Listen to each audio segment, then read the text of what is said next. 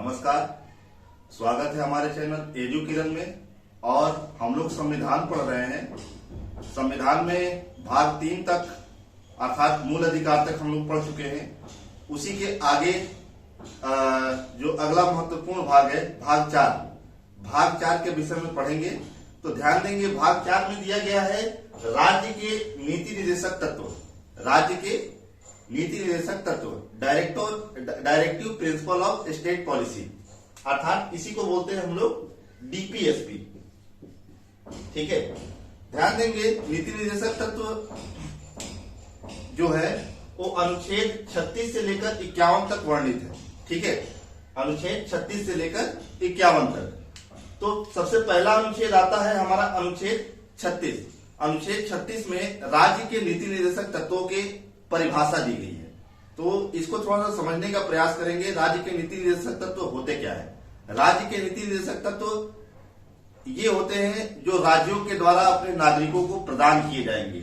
ठीक है, अभी प्रदान किए नहीं गए हैं, लेकिन धीरे धीरे प्रदान किए जा रहे हैं। ठीक है, तो ये अनुच्छेद 36 में प्रावधान किया गया है। राज्य अपने नागरिकों के लिए ये ऐसे ऐसे प्रावधान करेगा जिससे नागरिकों के सामाजिक, आर्थिक एवं राजनीतिक कल्याण हो सके।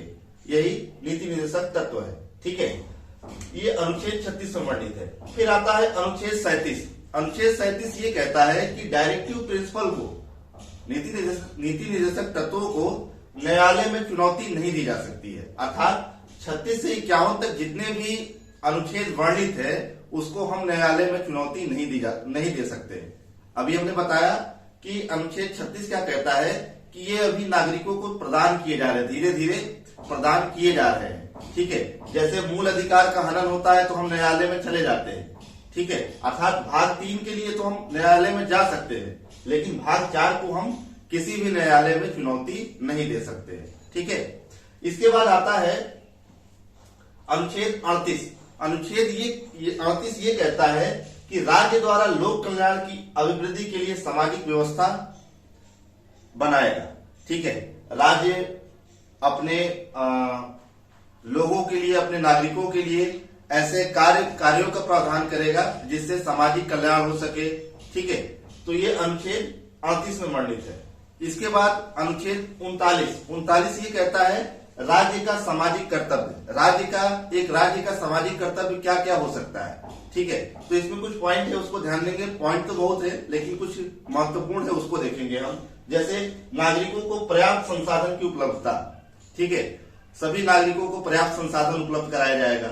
इसके अलावा दिया गया सार्वजनिक संपत्ति एवं सुविधाएं। सार्वजनिक संपत्ति अर्थात सरकारी सुविधाएं प्रदान की जाएगी, जैसे रेलवे हो गया, ठीक है, LIC हो गई, बैंक हो गया, ये सार्वजनिक संपत्ति में आता है। ठीक है, इसके अलावा समान काम के लिए समान वेतन, महिला पुरुष में कोई विभेद नहीं किया जाएगा। इसके अतिरिक्त स्वास्थ्य व्यवस्था। ठीक है, तो ये राज्य के द्वारा इतने सारे कार्य किए जाएंगे जिससे कि हमारा लोक कल्याण में अभिवृद्धि हो सके। तो ये राज्य का सामाजिक कर्तव्य है। इसके बाद एक 39 का दिया है। 39 का ये दिया है कि कोई व्यक्ति यदि न्याय पाने में या न्याय के दृष्टिकोण से कमजोर है तो उसको राज्य निःशुल्क विधिक सहायता उपलब्ध कराएगा। ठीक है, अर्थात उसके मुकदमे को लड़ने के लिए या उसका पक्ष रखने के लिए राज्य उसकी व्यवस्था करेगा, अर्थात लीगल एडवाइजर की व्यवस्था करेगा। तो यह 39 का में दिया गया है। इसके अलावा जो महत्वपूर्ण है ये अनुच्छेद 40 है। अनुच्छेद 40 में दिया गया है प्रत्येक राज्यों में पंचायतों का प्रावधान किया जाएगा। ठीक है, हमने क्या बताया कि राज्य के नीति निर्देशक तत्व धीरे धीरे प्रदान किए जा रहे हैं, और इसी के लिए हम लोगों ने 11वीं अनुसूची जोड़ा, संविधान में 11वीं अनुसूची जोड़ा और पंचायतों को संवैधानिक दर्जा दिया गया है। ठीक है, इसी प्रकार से सभी नीति निर्देशक तत्वों को राज्य द्वारा प्रदान किया जाएगा। इसके बाद दिया गया है अनुच्छेद 41। अनुच्छेद 41 ये कहता है कि प्रत्येक नागरिकों को राज्य कार्य के अवसर प्रदान करेगा। काम के अवसर राज्य द्वारा प्रदान किया जाएगा। ठीक है, विभिन्न कार्यों के लिए जो विधिक हो और उचित हो वो राज्य प्रबंध करेगा ताकि लोग उससे काम पा सके। ठीक है, इसके अलावा अनुच्छेद 42 कहता है कि काम के लिए न्याय संगत और मानवोचित दशाओं का तथा महिला प्रसूति सेवाएं उपलब्ध कराना। कोई भी काम कराएगा तो मानवीय हो, इसके अलावा न्याय संगत हो, ठीक है, कोई ऐसा कार्य ना हो जिसमें किसी व्यक्ति को असुविधा हो करने में, ठीक है। तो इस प्रकार के अनुच्छेद 42 में प्रावधान किए गए हैं। साथ साथ इसमें महिला प्रसूति सेवाएं जोड़ दी गई है। महिलाओं से संबंधित जो जच्चा बच्चा वाला भाग होता है, जिसमें महिलाओं से संबंधित डिलीवरी वाला कार्य है, उसकी भी व्यवस्था राज्य द्वारा उपलब्ध कराई जाएगी। आप लोग देखे होंगे डिलीवरी के लिए तमाम प्रकार की इस समय सुविधाएं की गई है। प्राथमिक हॉस्पिटल या फिर विभिन्न प्रकार के सरकारी अस्पतालों में मुफ्त महिला प्रसूति सेवाएं उपलब्ध कराई जाती है। इसके अलावा एम्बुलेंस चलाई गई है मुफ्त में। तो यह अनुच्छेद 42 में वर्णन किया गया है, ठीक है। और अनुच्छेद 43 में दिया गया है, यदि किसी व्यक्ति से कार्य कराया जाता है तो उसके लिए राज्य ये सुनिश्चित करेगा कि उसको कम से कम वेतन, न्यूनतम वेतन उस काम के लिए जितना वाजिब हो उतना वाजिब वेतन मिल सके, ठीक है। इसके बाद अनुच्छेद 44 में दिया गया है समान नागरिक संहिता। समान नागरिक संहिता, हम लोग जानते हैं कि भारत में विभिन्न धर्मों, विभिन्न जाति, विभिन्न उपवर्गों के लिए अलग अलग प्रावधान किए गए हैं। इसके लिए राज्य ये भविष्य में कहा गया कि राज्य एक ऐसा संहिता ले आएगा, ऐसा कानून लाएगा जो सभी नागरिकों के लिए समान हो।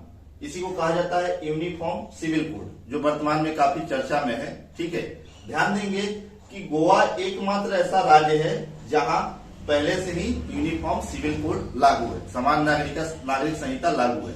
इसे पुर्तगालियों ने लागू करके गया था, जो अभी तक लागू है, ठीक है। अभी गोवा के अलावा किसी अन्य राज्य में समान नागरिक संहिता का प्रावधान नहीं है।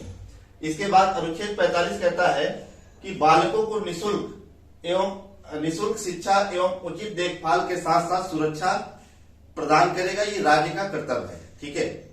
इसी को मानते हुए अनुच्छेद 21A अर्थात मूल अधिकार में भाग 3 में शामिल किया गया 21A, जिसमें यह प्रावधान किया गया है कि प्रत्येक 6 से 14 वर्ष के बालकों को निःशुल्क एवं अनिवार्य शिक्षा प्रदान की जाएगी, ठीक है। इसके अलावा अनुच्छेद 46 देखिए, अनुच्छेद 46 जो कहता है SC, ST और OBC वर्गों में शिक्षा का विकास हो तथा आर्थिक अधिकार एवं शोषण से बचाव, ये राज्य का कर्तव्य है, ठीक है। इसमें मात्र 3 वर्गों के लिए चर्चा की गई है, SC, ST और OBC। ये राज्य का कर्तव्य है कि उनको उनके शिक्षा में अभिवृद्धि करे, साथ ही साथ उनका आर्थिक स्तर को सुधार करे और साथ ही साथ उनके शोषण से बचाव की जिम्मेदारी भी राज्य की है, ठीक है। राज्य ऐसा प्रावधान करेगा, ठीक है। इसके बाद दिया है अनुच्छेद 47। अनुच्छेद 47 ये कहता है कि लोक स्वास्थ्य के संबंध में यदि राज्य चाहे तो किसी भी खाद्य पदार्थ या किसी भी पेय पदार्थ पर प्रतिबंध लगा सकता है, ठीक है। कोई ऐसी चीज जो लोक स्वास्थ्य के लिए खतरा है या फिर कोई ऐसा पेय पदार्थ जो भारत के नागरिकों के लिए नुकसान पहुंचा सकता है, स्वास्थ्य संबंधी कठिनाइयां आ सकती है, तो राज्य अनुच्छेद 47 के तहत ऐसे खाद्य पदार्थ और पेय पदार्थों पर पूर्णतः प्रतिबंध लगा सकता है, ठीक है। इसके बाद अनुच्छेद 48 ये प्रावधान करता है कि राज्य कृषि के साथ साथ पशुपालन का भी विकास करेगा। कृषि एवं पशुपालन का विकास राज्य ऐसे प्रावधान करेगा जिससे कि इन दोनों को विकसित किया जा सके। ये अनुच्छेद 48 वर्णन है, ठीक है। इसी के 2 और पार्ट है। अनुच्छेद 48A। अनुच्छेद 48 ये कहता है कि गोवध पर पूर्णतया प्रतिबंध है, ठीक है। अर्थात गोमांस, जो आप लोग सुने होंगे कि गो हत्या हो गई, ठीक है, गाय को काट दिया गया, तो इन सारी चीजों पर अनुच्छेद 48A पूर्णतया प्रतिबंध लगाता है, ठीक है। और साथ ही साथ एक और जोड़ दिया गया है अनुच्छेद 48AA। 48A कहता है कि पर्यावरण एवं वन्य जीवों को सुरक्षा प्रदान की जाएगी, ठीक है। आप लोग देख रहे हैं पर्यावरण संबंधी विभिन्न प्रकार के नियम कानून बना रही है सरकार, विभिन्न प्रकार के मानक निर्धारित कर रही है और साथ ही साथ वन्य जीवों के लिए विभिन्न प्रकार के रिजर्व स्थापित किए जा रहे हैं, जैसे शेरों का रिजर्व, बाघ रिजर्व, ठीक है, एलिफेंट रिजर्व, ठीक है। तो इस प्रकार से राज्य ये प्रावधान करेगा जिससे कि पर्यावरण के साथ साथ वन्य जीवों की भी सुरक्षा हो सके, ठीक है। इसके अलावा अनुच्छेद 49 ये कहता है कि जितने भी हमारे राष्ट्रीय स्मारक है जो भारत के धरोहर के रूप में देखे जाते हैं, ऐसे प्राचीन स्मारकों का संरक्षण करना राज्य का ये कर्तव्य है, ठीक है। आप लोग देखे होंगे इसके लिए आर्कियोलॉजिकल सर्वे ऑफ इंडिया का गठन किया गया है भारत में। तो आर्कियोलॉजिकल सर्वे ऑफ इंडिया का काम ही यही है कि राष्ट्रीय स्मारक जो है प्राचीन से प्राचीन उनको संरक्षित करता है, ठीक है, उनको संरक्षित करता है ताकि उन्हें बचाया जा सके, ठीक। तो ये अनुच्छेद 49 में वर्णन किया गया है। इसके बाद आता है अनुच्छेद 50। अनुच्छेद 50 ये कहता है कि कार्यपालिका और न्यायपालिका के कार्यों का पृथक्करण कर दिया जाए, अर्थात कार्यपालिका अपना अलग कार्य करेगी, न्यायपालिका अपना अलग कार्य करेगी, और दोनों के कार्यों में कोई हस्तक्षेप नहीं करेगा, ठीक है। तो कार्यपालिका और न्यायपालिका के कार्यों का पृथक्करण ये अनुच्छेद 50 में वर्णित है, ठीक है। इसके बाद आता है अनुच्छेद 51। अनुच्छेद 51 ये कहता है कि आंतरिक एवं बाह्य शांति को बनाए रखेगा। राज्य जो है आंतरिक एवं बाह्य शांति को बनाए रखेगा। साथ ही साथ इसमें अंतर्राष्ट्रीय संधियों का वर्णन किया गया है, ठीक है। एक तरीके से कह सकते हैं कि भारत की जो विदेश नीति है वो अनुच्छेद 51 में ही वर्णित है। अगर विदेश नीति के बारे में पूछा जाता है तो विदेश नीति के बारे में कोई और अनुच्छेद नहीं है, यह अनुच्छेद 51 में ही कह दिया गया है कि अंतर्राष्ट्रीय संधियों को मानेगा, ठीक है, आंतरिक एवं बाह्य शांति को बनाकर रखेगा, ठीक है। तो यह अनुच्छेद 51 में वर्णित है। तो इसी प्रकार से हमारा जो भाग 4 है अर्थात DPSP directive principle of state policy यानी कि राज्य के नीति निर्देशक तत्व वो समाप्त होता है। और अगले वीडियो में हम लोग कोई नया टॉपिक पढ़ेंगे इसी के आगे। तब तक के लिए धन्यवाद। आपका दिन शुभ हो। नमस्कार।